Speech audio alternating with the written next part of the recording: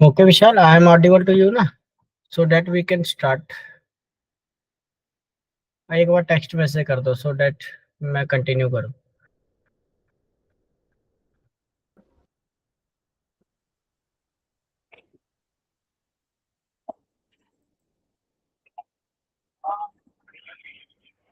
Computer कर दो. ठीक है, ठीक है. ओके, सो आज का सेशन हम थोड़ा introduction to caps and how to tackle the caps. ठीक है. सो आज जो हम आपको सिखाएंगे टैकल करना, how to tackle it.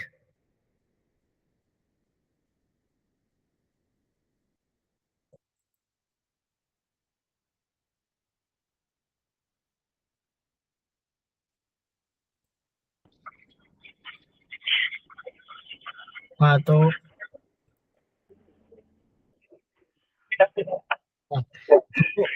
Caps knowledge assessment of pharmaceutical sciences, ये कैप्स एग्जाम है.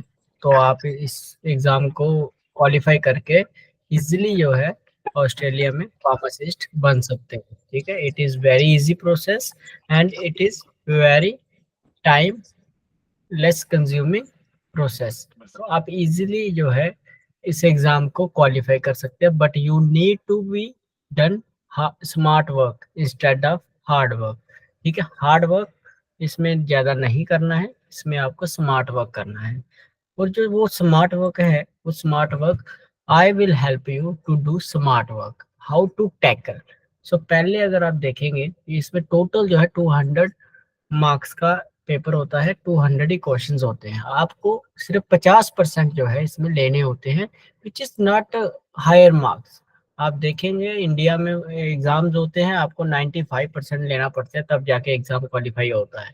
However, in this case, you need to qualify the exam with respect to 50% pass out marks. So 50% divide हुए हैं कैसे? Chemistry में 50%, chemistry में 50 हो गया, pharmacology में 50 हो गया, फार्मास्यूटिक्स में 50 हो गया, थेरापेटिक्स में 50 हो गया. अब इस स्लाइड में आप देखो जो दो पार्ट हैं, केमिस्ट्री और फार्मास्यूटिक्स, 50-50%. इन दोनों के आपको क्वेश्चन जो है, केमिस्ट्री से आपको 10 से 12 क्वेश्चंस दिखेंगे और फार्मास्यूटिक्स से आपको जो है 15 से 20 क्वेश्चंस दिखेंगे. अब जो वो 15 के 20 क्वेश्चंस होते हैं फार्मास्यूटिक्स के, उसमें से जो है 10 क्वेश्चंस जो है दे आर रिपीटेड. वो जो मैं आपको मॉक टेस्ट दूंगा, उस मॉक टेस्ट को आपने 100 बार अटेम्प्ट करना है. जितना ज्यादा अटेम्प्ट करोगे उतनी जल्दी आपको आंसर रटा जाएगा. तो वो एज इट इज क्वेश्चन जो है आपको एग्जाम में देखने को मिलेगा. सो इस तरह से हम सेप्टिक्स को टैकल करेंगे. However chemistry is also similar to the septics. However आपको जो है थोड़ा सा हार्ड वर्क और smart work you have to use in case of therapeutics part. Therapeutics, there is a 50% marks which include calculations as well. So in this case, calculation part है तो you have to work hard to tackle the calculations. ठीक है. However, instead of calculations, most of the questions are repeated. Only calculation part is able to qualify you in the exam. So that's why you need to focus on calculation. I would help you to calculate each and every dose, drug, whatever. Hmm. Okay. So apart from this, if अगर मैं बात करूं pharmacology की, तो pharmacology में जो है हम सिंपल क्वेश्चंस आते हैं फार्माकोलॉजी के. सपोज आपको वो पूछ सकता है कि सिम्वास्टेटिन का साइड इफेक्ट बताइए, एंजियोएडिमा क्या है. ठीक है. आपको पूछ सकता है कि इम्यून सिस्टम बनाने वाले ग्लैंड का नाम क्या है. ठीक है. आपको पूछ सकता है कि ऑक्सीटोसिन एंड वेसोप्रेसिन ब्रेन के किस पार्ट से रिलीज होता है, जैसे कि पोस्टीरियर पिट्यूटरी से रिलीज होता है. तो इस तरह के क्वेश्चंस आपको इसमें फिजियोलॉजी एंड फार्माकोलॉजी में देखने को मिलते हैं. अगर आपका कोई डाउट है तो मेरे को, आपका थोड़ा आवाज नहीं आ रहा, ब्रेक डाउन हो रहा है, तो आप मैसेज टाइप कर दीजिए please. You need to text. ठीक है. ठीक है सर. हाँ. नहीं, अभी आवाज अच्छा है आपका. सो सिमिलरली अगर मैं आज इंट्रोडक्शन सेशन है आपका तो कोई बात नहीं. अब आपने इतना सारा सिलेबस है, आपने इस सिलेबस को नहीं देखना. ये सिलेबस सिर्फ आपको एक मैं ओवरव्यू बता रहा हूँ कि हाँ ये पूछा जाता है. ठीक है. बट केमिस्ट्री में आपको सिर्फ 15, ऑलमोस्ट 12 से 15 क्वेश्चंस दिखेंगे। वो जो 12 से 15 होंगे उसमें से 10 क्वेश्चन जो है ऑलवेज रिपीटेड होंगे। सपोज वो लास्ट टाइम उन्होंने क्वेश्चन पूछा था कि आप पूछा था कि what is the structure of furan. तो फ्यूरॉन का जो स्ट्रक्चर उन्होंने पूछा था, ऑप्शन में स्ट्रक्चर दिए हुए थे 4। तो मैं आपको एक पेज पे जो है एक पीडीएफ में स्ट्रक्चर और उसके नेम जो है सेंड करूंगा। जब मैं वो सेंड करूंगा तो आपने सिर्फ उसी को याद करना है कि हाँ ये वाली रिंग इस स्ट्रक्चर का नाम है, ये वाली रिंग का नाम ये है, ये वाली रिंग का नाम ये है। तो इजीली आप जो है इसको क्वालिफाई कर लोगे। ठीक है। Chemistry part is not too much tough, but you need to focus on next part. Now pharmacology. So see, pharmacology और therapeutics they are interconnected. How? आपको क्या है, पहले फार्माकोलॉजी आपको बेसिक मैकेनिज्म्स, क्लासिफिकेशन और साइड इफेक्ट इसमें याद करनी। ठीक है। ये याद करने के बाद आप जो है थेरापेटिक्स में उसका डोज कितना है, कैसे देते हैं, उसका एडवर्स इफेक्ट क्या आता है, तो वो आपको थेरापेटिक्स में देखना है।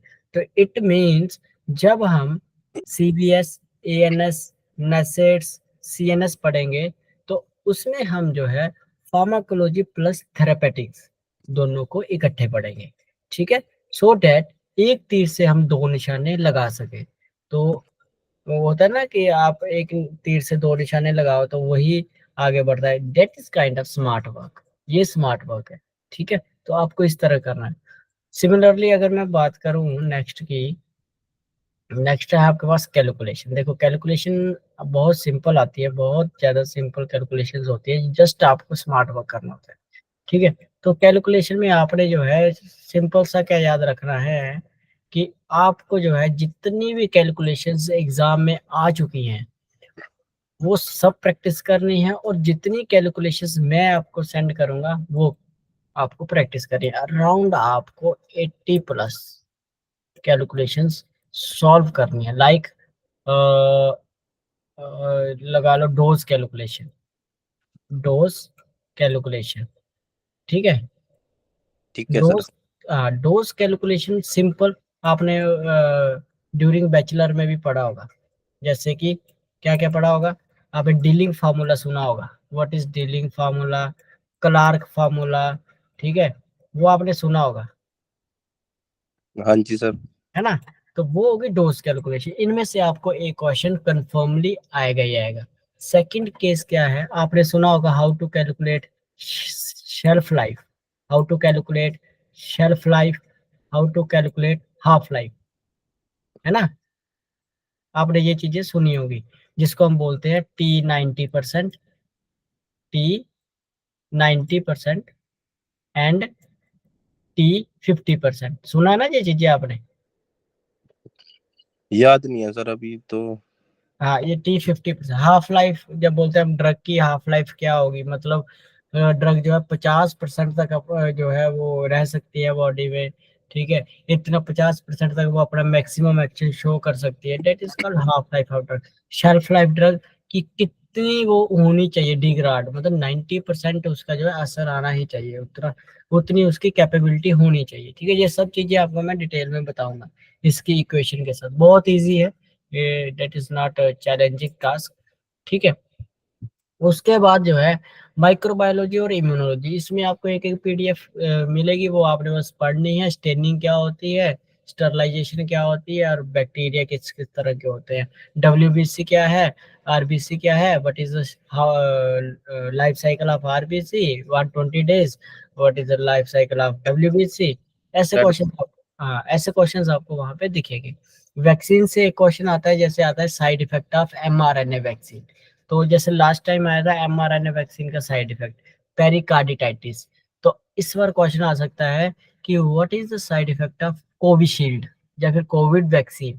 तो जब ऐसा क्वेश्चन आए तो आपने डायरेक्ट याद रखना है कि जितनी भी कोविड की वैक्सीन आई हैं these all are mRNA vaccine. तो एमआरएनए वैक्सीन का, हाँ एमआरएनए वैक्सीन का साइड इफेक्ट ये एक है कि वो हार्ट की जो पेरिकार्डियम लेयर होती है उसमें इन्फ्लेमेशन करना स्टार्ट कर देता है। अगर उसमें इन्फ्लामेशन हो जाएगी तो क्या होगा, हार्ट अटैक आने का चांसेस बन जाता है। ठीक है। और हार्ट अटैक का चांसेस तब बनता है जब ब्लड की कमी हो। ठीक है, तभी वो इन्फ्लाम्ड होती है। तो दैट्स वाई आप देखेंगे कि कोविड वैक्सीन के 20% चांसेस होते हैं कि उससे पेशेंट हार्ट अटैक से डेड हुआ हो, 80% बचने के चांसेस रहते हैं। बट इस तरह आपको याद रखनी है चीजें, ठीक है। Okay sir. हाँ, अब नेक्स्ट जैसे है लास्ट थेरापेटिक्स, मैंने आपको पहले बता दिया, आपको ड्रग इंटरेक्शंस कैलकुलेशंस पे बहुत ज्यादा फोकस रखना है। और आपको पढ़ना है तो सामने आपको चार्ट लगाना है, फार्मूलाज ऑफ कैलकुलेशंस और दूसरा डोज ऑफ ड्रग, कि ड्रग का डोज क्या है और कैलकुलेशन के फार्मूले। ये सारी पीडीएफ आपको मैं हैंड रिटन पीडीएफ आपको दूंगा, ठीक है। ये किसी इधर से कॉपी पेस्ट करके कोई पीडीएफ आपको नहीं मिलेगा, हैंड रिटन नोट्स आपको दिए दिए जाएंगे मेरे, ठीक है। उसी वही आपने पढ़ना है, बस उसी से आप इजीली एग्जाम को क्वालिफाई कर जाओ, ठीक है। ओके, और ये सारा सिलेबस का ओवरव्यू था। अब जो हमारा आता है पहला स्टार्ट, वो हम स्टार्ट करते हैं हाइपरटेंशन से, ठीक है। ठीक है सर। हाँ, अब मैं अगर आपको थोड़ा सा बता दूं, एक आधा क्वेश्चन वो पूछ लेता है कि what is arteries, what is when. तो इसमें आपने एक ही क्वेश्चन को याद रखना है, डेफिनेटली वही क्वेश्चन आता है, उसके अलावा आपको कुछ नहीं दिखेगा। तो अगर आप, हाँ, अगर आप आर्टरीज की बात करेंगे तो आर्टरीज क्या होती है, जो ब्लड को कहाँ ले जाती है, अवे फ्रॉम द हार्ट, मतलब हार्ट से लेके ब्लड को बॉडी में ले जाती है, तो means away from the heart ले जाती हैं, ठीक है।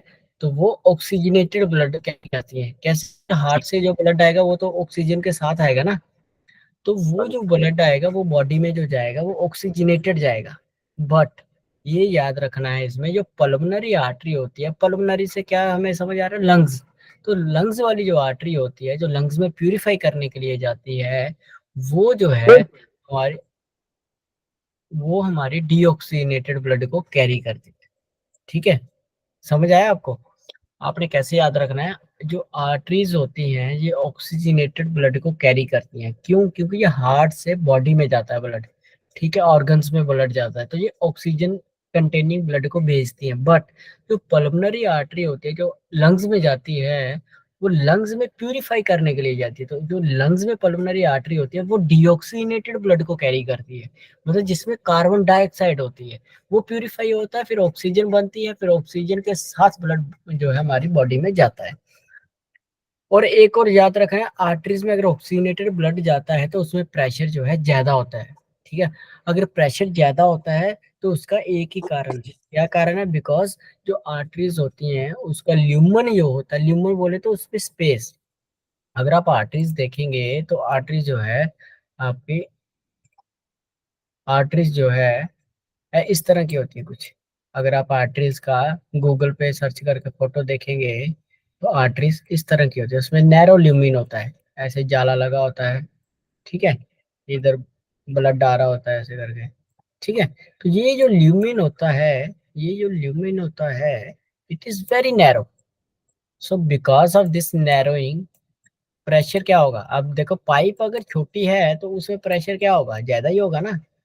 अगर पाइप का मुंह छोटा है तो जो पीछे से आपके मोटर से पानी आ रहा है तो वो तो प्रेशर से आ रहा है, अगर मुंह छोटा है तो प्रेशर ज्यादा लगेगा। तो यही कारण है कि जो आर्टरीज होती हैं उसका जो आप देखेंगे तो प्रेशर जो है हाई होता है, because of narrowing of lumen.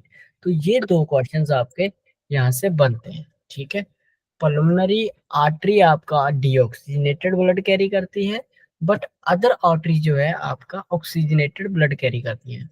Instead of this, veins की अगर हम बात करें तो वेन्स जो है बाहर से, जो लंग्स जो ब्लड आता है वो हार्ट की तरफ को लेके जाता है, ठीक है। जो ब्लड बनता है वो मतलब उसमें जैसे जो लंग्स में आ रहा है ब्लड, डिऑक्सीनेटेड ब्लड, तो वो ब्लड जो है हार्ट में डायरेक्ट आता है। जब वो ब्लड आता है तो फिर ऑक्सीजनेटेड ब्लड बन के वो बॉडी में जाता है। तो इसमें याद रखना है कि जो पल्मोनरी वेन है वो ऑक्सीजनेटेड ब्लड कैरी करती है, जबकि अदर वेन्स जो है वो डीऑक्सीनेटेड ब्लड को कैरी करती है, ठीक है। और इसमें प्रेशर कम होता है क्योंकि इसका ल्यूमिन बहुत बड़ा होता है, ठीक है। सो ल्यूमिन ज्यादा ओपन होता है तो इजीली जो है वहां ब्लड पास आउट होना स्टार्ट हो जाता है, ठीक है। तो ये दो questions very important for caps exam. One is oxygenated blood arteries carry करती हैं इंस्टेड ऑफ पल्मोनरी आर्टरी, और इसका ल्यूमेन नैरो होता है, because of narrowing of lumen pressure जो है ब्लड का ज्यादा होता है। इंस्टेड ऑफ आर्टरीज अगर हम वेन की बात करेंगे तो वेन्स में अगर आप देखेंगे तो वेन्स में डीऑक्सीनेटेड ब्लड कैरी करती हैं, बट जो पल्मोनरी वेन है वो ऑक्सीनेटेड ब्लड कैरी करती है, जस्ट ऑपोजिट टू आर्टरीज। ठीक है, it's very simple. Okay, so ये इंट्रोडक्शन पार्ट था आपका। सो उसके बाद हम नेक्स्ट सेशन से जो है हम हाइपरटेंशन स्टार्ट करेंगे। ठीक है, अब हाइपरटेंशन बहुत इंपॉर्टेंट, और वो आप मानेंगे नहीं, सीवीएस सीवीएस से आपको 20% जो है क्वेश्चंस दिखेंगे एग्जाम में। अराउंड 15 क्वेश्चंस जो है आपको सीवीएस कार्डियोवास्कुलर सिस्टम से ही दिखेंगे। 15 क्वेश्चंस इन पेपर 2 आपको इसी यूनिट से आएंगे। तो इस यूनिट को हम सबसे पहले कवर करते हैं, फिर सीएनएस को करते हैं, एएनएस को करते हैं, फिर उसके बाद हम छोटे छोटे यूनिट्स को कवर अप करते हैं। इस तरह हम अपने सिलेबस को कवर करते हैं, फिर हम रिवीजन करवाते हैं with the help of mock test. ठीक है, तो ये सब जो है आपका रहेगा। तो कल के सेशन से हम शुरू करेंगे हाइपरटेंशन। ठीक है, जो कि आज की डेट में बहुत बड़ी बीमारी बन चुकी है। हर किसी तीसरे पर्सन को हाइपरटेंशन हो रहा है। अगर नहीं हो रहा है तो किसी को डायबिटीज है तो वो उसकी कॉम्प्लिकेशंस हाइपरटेंशन है। ठीक है, तो Vishal, is it okay for you या अभी कंटिन्यू करना है? ओके है सर, कल हाँ कर। तो हाँ, कल से हम जो है हाइपरटेंशन करेंगे, क्योंकि ऐसे ही हम थोड़ा थोड़ा आराम से आधा घंटा 1 घंटा क्लास लेंगे, इजीली हम सिलेबस को कवर अप करेंगे स्मार्ट वर्क के साथ। और एग्जाम हमेशा याद रखें, एग्जाम क्वालिफाई होगा रिवीजन के साथ, जितनी ज्यादा रिवीजन करेंगे आप। ठीक है, तो आज आप आर्टरीज वेन्स के बारे में पढ़ लो। ठीक है, थोड़ा बेसिक ऑफ कार्डियोवास्कुलर सिस्टम पढ़ लो, सो दैट हम कल से हाइपरटेंशन स्टार्ट करें और आपको थोड़ा ज्यादा समझ आएगा उससे। ठीक है, आपका हो गया सर वो? हाँ जी। आपने जॉब अप्लाई कर दिया सर वो? हाँ हाँ, जॉब जॉब नहीं, इनविटेशन अप्लाई किया अभी। इनविटेशन आएगा तो ही जॉब के लिए जा पाता बंदा, ठीक है। है ना। तो इनविटेशन के लिए बहुत सारे रास्ते हैं, अगर एक रास्ता आपको टफ लग रहा है तो दूसरे रास्ते से भी आप जा सकते हैं। बहुत वीजा ऑप्शन है इसमें, नो प्रॉब्लम।